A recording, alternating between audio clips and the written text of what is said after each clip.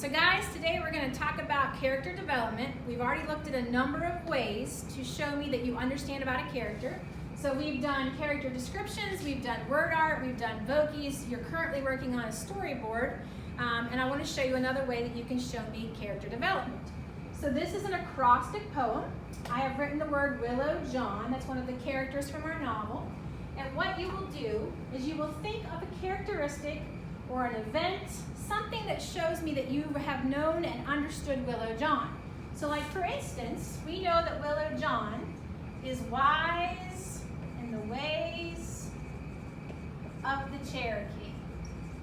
So when he comes into Little Tree's life, one of the main things that he does is to teach Little Tree about the Cherokee ways. And so he teaches him about only taking what you need, respecting nature. So that will show that he is wise in the ways of the Cherokee. We also know that he is an introvert. Remember, introvert means that you like to be alone. And he lives alone in the mountains. We just read in the chapter that he lives way out in the mountains all by himself. And sometimes this is a positive thing and sometimes it's not. He misses his family, who he lost. Continuing this on here, he lost his family in the Trail of Tears, which we learned a lot about when we began the novel. If you remember, he walked all the way from Tennessee out west looking for the nations, which he found nothing. And this devastated him. So he is constantly longing for his family. Another thing that we find is, as he's teaching Little Tree about the Cherokee ways, is he leaves his Little Tree gift, which was a knife, on the bed, because he's teaching Little Tree that the Cherokee do not present gifts. They leave them for someone to find. That's the way they do that. Little Tree responds a little bit later by giving him a frog. So he becomes the owner of a frog that Little Tree left in his pocket. So this shows that Little Tree understood the lesson, and he leaves a gift for Willow John as well.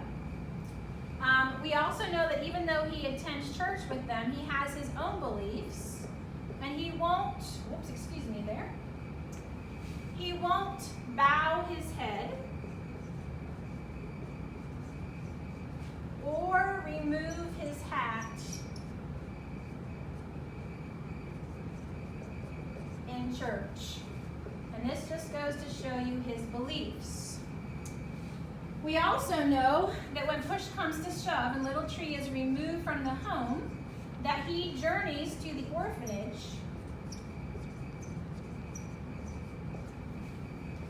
to convince them to release Little Tree.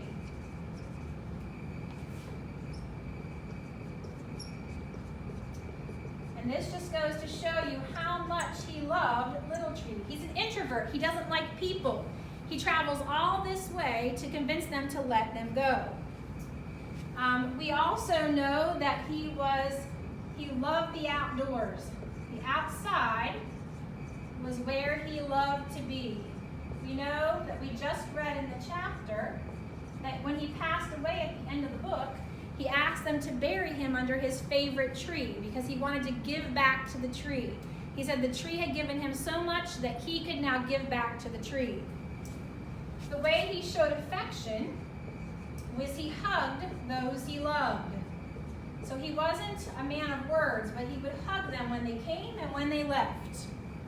And then in the chapter that we read today, we know that now he has passed on to a better place.